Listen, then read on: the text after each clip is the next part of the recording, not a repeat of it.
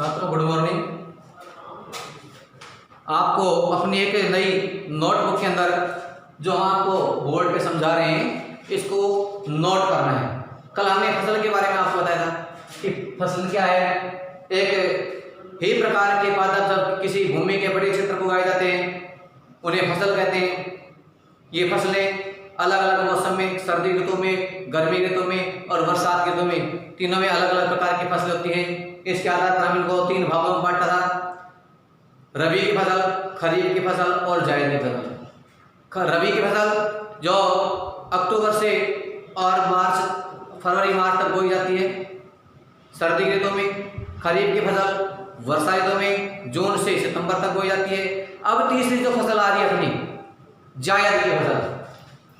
फसल के प्रकार बताएं तीन। फसल के प्रकार, फसलें तीन प्रकार की हैं। फसलें तीन प्रकार की हैं।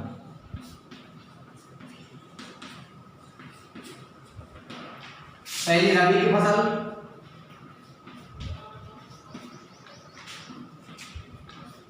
दूसरी खरीफ की फसल और तीसरी जायद की फसल। जायद की फसल। कल हमने रबी की फसल के बारे में और खरीफ की फसल के बारे में पढ़ लिया था। आगे जो तीसरी फसल आ रही है वो है जायद की फसल। जायद की फसल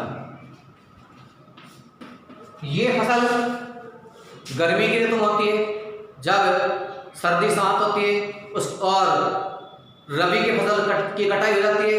उसके बाद हम इस फसल को बोते हैं। तो यह फसल गर्मी ऋतु में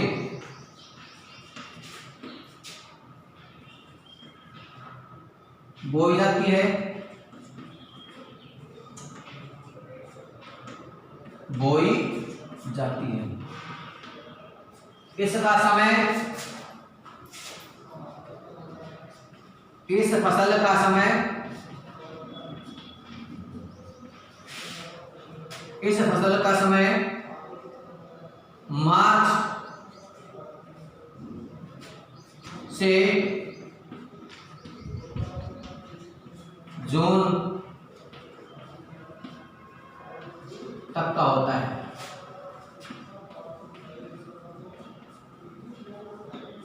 अर्थात हमारे देश में जब भीषण गर्मी पड़ती है उस समय ये फसलें तैयार की जाती है। इनमें मुख्य रूप से जो फसल है उसके उदाहरण है तरबूज, खरबूज,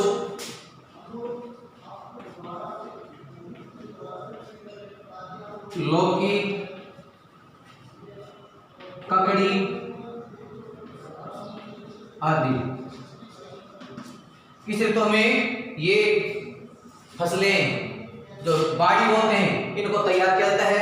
तरबूज और खरबूज, इनमें जल की बहुत अधिक मात्रा होती है। 90% जल की हमारे शरीर में पूर्ति करते हैं। इसलिए गर्मियों में जल की पूर्ति करने के लिए हम इन फलों का, तरबूज का और खरबूज का, ककड़ी का, इनका सलाद के रूप में उपयोग करते हैं ताकि हमारे शरीर में गर्मियों में हमारे शरीर में उपापचय क्रियाओं का अधिकता के कारण, गर्मी के कारण बहुत अधिक पसीना आता है। उस जल की पूर्ति करने के लिए हमें अधिक जल वाले जो फल हैं उनका सेवन भी करना चाहिए ताकि हमारे शरीर का स्वास्थ्य सही स्वस्थ बना रहे। आगे है फसल प्रबंधन, फसल उत्पादन प्रक्रिया। फसल उत्पादन प्रक्रिया, फसल उत्पादन प्रक्रिया। छात्रों, फसल उत्पादन प्रक्रिया किसान को खेत में फसल बोने से पहले उसकी तैयारी करने से लेकर और कई प्रक्रमों को गुजरना पड़ता है और तैयार फसल होती है उसको मंडी में बेचने तक की जो पूरी प्रक्रिया है उसे फसल उत्पादन प्रक्रिया कहते हैं। उसमें भूमि की तैयारी करता है वो, जुताई करता है और खेत को आदि लगाते हैं, जुताई करना कहते हैं। फिर उसमें पानी देते हैं, पानी देने के पश्चात और फसल फिर बिजाई करते हैं, बिजाई करने के बाद फिर उसमें खाद डालते हैं, फिर सिंचाई करते हैं, फसल की सुरक्षा करते हैं, खरपतवार भी हटाते हैं। खरपतवार क्या है? फसल के साथ होगी जो अनावश्यक पौधे होते हैं वो खरपतवार कहलाते हैं। खरपतवार पौधे जो हमारे फसल के पौधे हैं उनको पर्याप्त मात्रा में जल, पोषक तत्व, सूर्य का प्रकाश, खनिज लवणों की आपूर्ति करने में बाधा उत्पन्न करते हैं। इससे वो फसलें हमारी कमजोर हो जाती है, उनको पर्याप्त मात्रा में पोषक तत्व नहीं मिल पाते हैं, फसल कमजोर। इसलिए हमें उनका निवारण यानी उसको निराई गुड़ाई करके हटाना पड़ता है, जिससे हमारी फसलें अच्छी हो, उनका उत्पादन प्रक्रिया है वो भी बढ़िया हो। अब इसके लिए हम कुछ क्या करते हैं, हाथ से उखाड़ देते हैं फसलों को, या फिर घरों में दराती से या कसिया से ला करके उनको उखाड़ देते हैं। और कुछ जगह नई जमीन होती है, सरों में करते हैं तो उसके हम खेत में एरो लगा करके उससे भी हम खेत में जो खरपतवार की होती है उनको नष्ट कर देते, जो बिजाई से पहले काम में आती है। अब फसल उत्पादन की प्रक्रिया क्या है? किसान को फसल बोने से पूर्व, किसान फसल बोने से पूर्व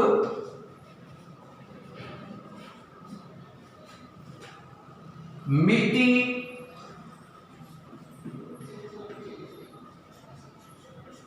तैयार करने से लेकर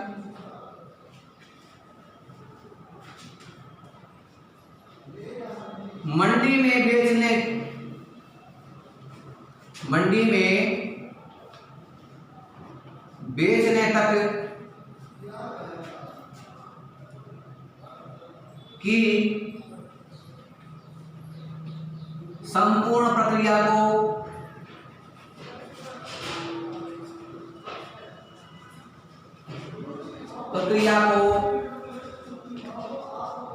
फसल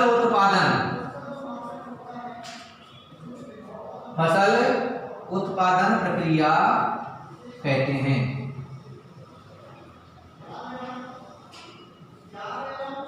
फसल उत्पादन प्रक्रिया कहते हैं।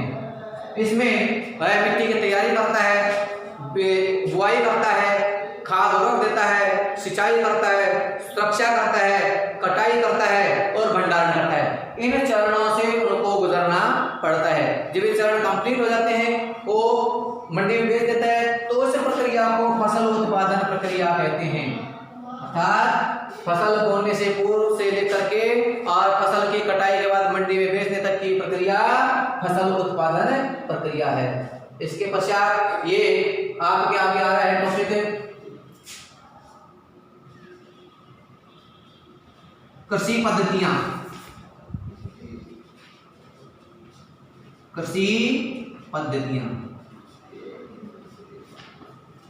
या चरण, ये जो विभिन्न प्रकार की प्रक्रियाएं हैं, मिट्टी तैयार करना है और बिजाई करना है, सिंचाई करना है, फसल की सुरक्षा करना है, कटाई करना है और भंडारण करना है, ये सब प्रक्रियाएं हैं। ये क्या कहलाती हैं? हमारे कृषि पद्धतियां।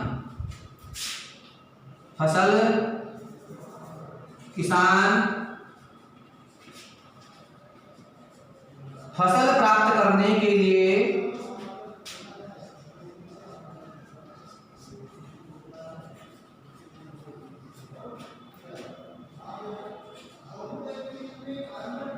कृषि से संबंधित कई क्रियाकलाप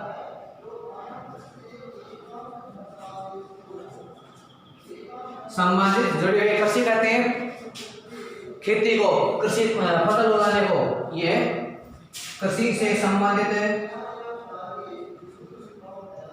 कई क्रियाकलाप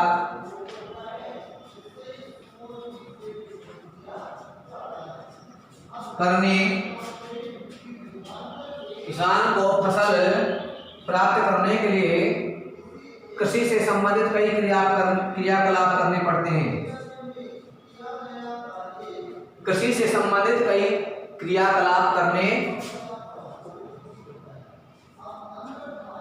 पढ़ते हैं। इन क्रियाकलापों को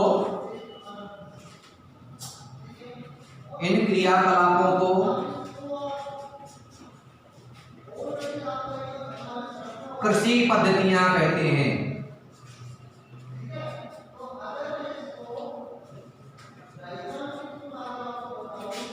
ये जो क्रियाकलाप है, मिट्टी को तैयार करना, बिजाई करना, सिंचाई करना, खाद उर्वरक देना, सुरक्षा करना और कटाई करना, उसके बाद का भंडारण करना, ये जो विभिन्न प्रकार के क्रियाकलाप हैं कृषि से संबंधित, इन क्रियाकलापों को हम कहते हैं कृषि पद्धतियां या कृषि के चरण। इसका दूसरा नाम कृषि के चरण भी आ जाता है। कृषि के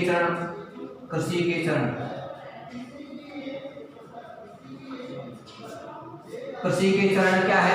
तो कृषि के चरण या कृषि की पद्धतियां दोनों एक ही बात है। अब एक कृषि के चरण कौन कौन से हैं, उसके लिए आप देखिए, इन सबको आपको अपने नोटबुक में लिखना है, साथ ही साथ और बाद में भी इसका अध्ययन करते रहेंगे।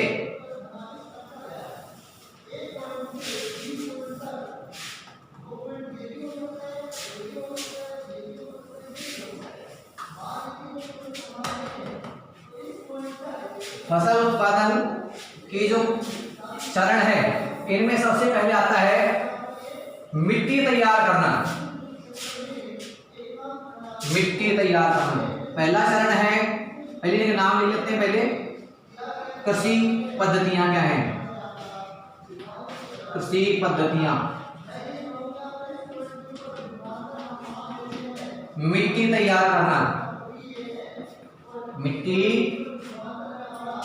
तैयार करना, दूसरा बुवाई करना, खेत में हम बीज बोते हैं सीड ड्रिल मशीन के द्वारा, वो बुवाई करना है। पहले ऊंट और बैल का उपयोग करते हैं, वर्तमान में आधुनिक साधन आ गए जिन्हें ट्रैक्टर के पीछे सीड ड्रिल मशीन बोलते हैं, उसके द्वारा बिजाई करते हैं। ये बिजाई करना या बुआई करना है। बुआई के बाद खाद उर्वरक देते हैं, उसमें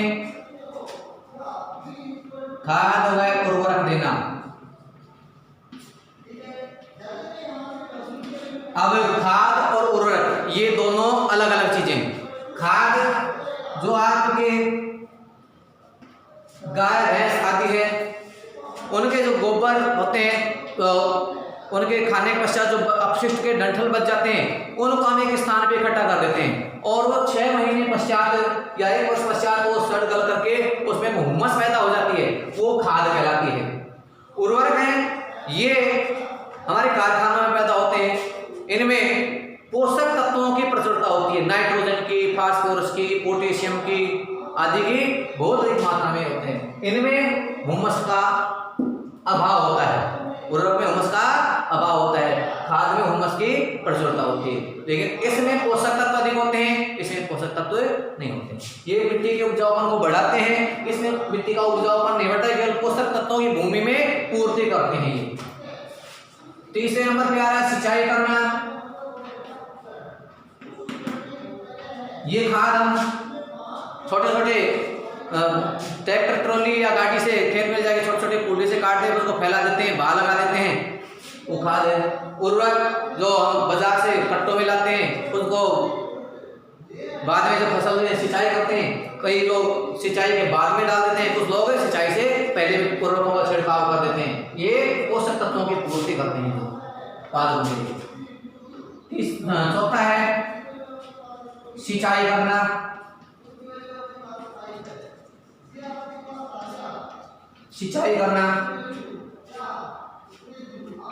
फिर अगला है 5वां फसल की सुरक्षा करना।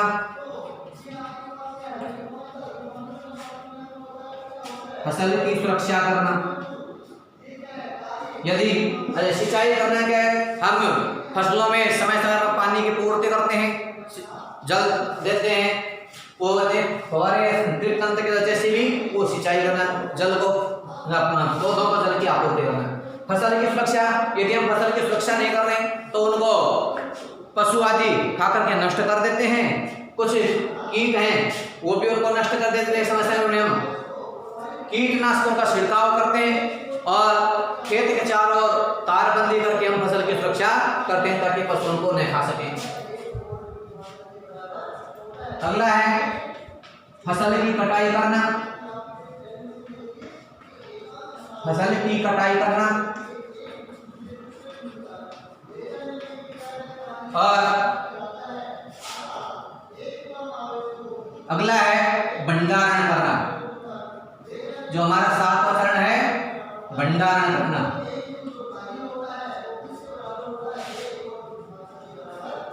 फसल की सुरक्षा होगी, फसल की कटाई। जब फसल खेत में पक करके तैयार हो जाती है तो हम उसकी कटाई करते हैं। इसके लिए आप घर में दराती का उपयोग करते हैं। जब फसल पक जाती है तो काट करके अलग कर देते हैं। आजकल हार्वेस्टर मशीन आ रही है, उनसे भी कटिंग हो जाती है और जब वो फसल सूख जाती है हल्की से उसके बीजों को, अन्न के दानों को भूसे से अलग करने की प्रक्रिया थ्रेशिंग कहलाती है। इसके लिए वर्तमान में थ्रेशर कार्बाइन मशीन या थ्रेशर मशीन आ रही है जो बीजों को एक साइड में और उनके अपशिष्ट को या भूसे को दूसरी साइड में पृथक पृथक कर देते हैं और हमें मेहनत कम करनी पड़ती है। आसानी से पूरे हमारे स्वच्छ भी साफ बीज होते हैं वो एक साइड में इकट्ठे होते थे, सीधे हम उसको भंडारण कर देते हैं कट्टे आदि में डाल करके। भंडारण करना, किसान बहुत मेहनत के पश्चात फसल प्राप्त करता है। कई समस्याएं उत्पत्तियों के बाद कीटों से सुरक्षा करना है, प्राकृतिक आपदाएं, सूखा पड़ जाता है, कहीं बाढ़ आ जाती है, इनका समस्या करना है, पशुओं की सुरक्षा करनी पड़ती है। बहुत ही समस्या। इसके पश्चात जब फसल तैयार है उसको भंडारण करते हैं। भंडारण के लिए वो कुछ अनाज जो अपना खाने के लिए काम में आते हैं या अपने घर की जो आवश्यकता पूर्ति उसके अच्छा जो बचा हुआ उसको वो मंडी में ले जाते हैं। मंडी में अधिक अन्न के भंडारण के लिए साइलो होते हैं, भंडार है, बड़े भंडार होते हैं, ये कहते हैं साइलो।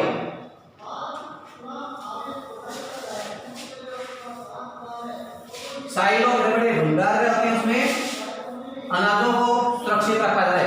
घरों में भी अनाज को सुरक्षित रखने के लिए हमें उनमें नीम की पत्तियां, मिट्टी आदि से ढक देते हैं और कुछ कीटनाशक दवाइयां आती है, उन दवाइयों को कपड़े आदि में बांध करके अनाज के अंदर देते हैं और टंकियों में डाल देते हैं। इस प्रकार हम अनाज का भंडारण करते हैं।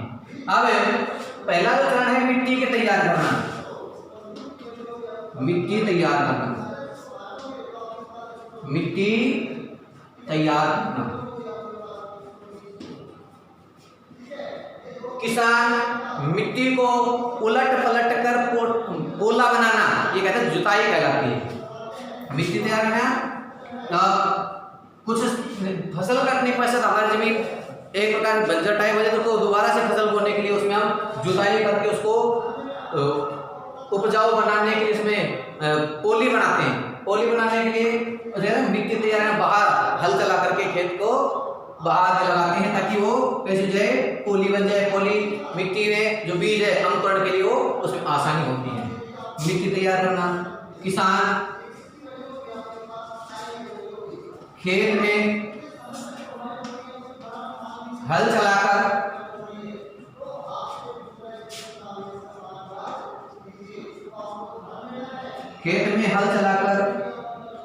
मिट्टी को उलट पलट कर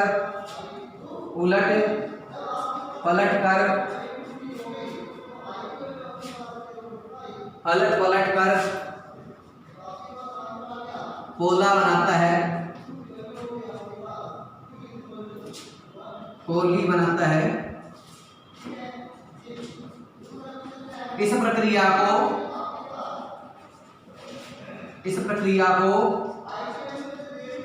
जुताई कहते हैं। इस प्रक्रिया को जुताई कहते हैं। इसके लिए वह हल या कल्टीवेटर का उपयोग करते हैं। कल्टीवेटर का उपयोग करते हैं।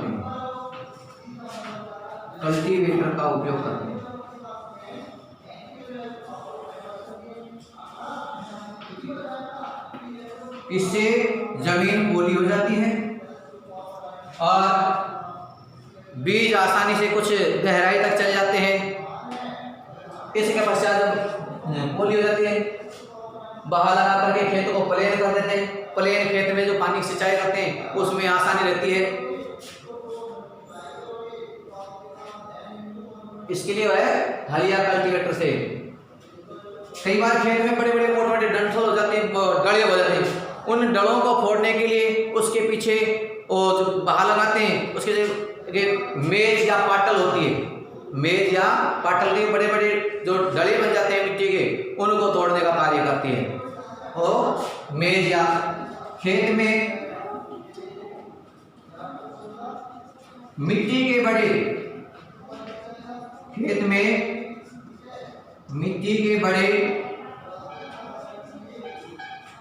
डले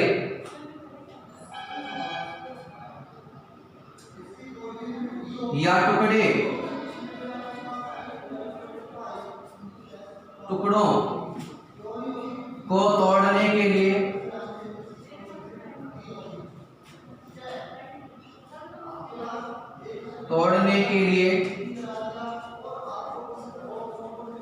किसान मेज या पाटल का उपयोग करते हैं।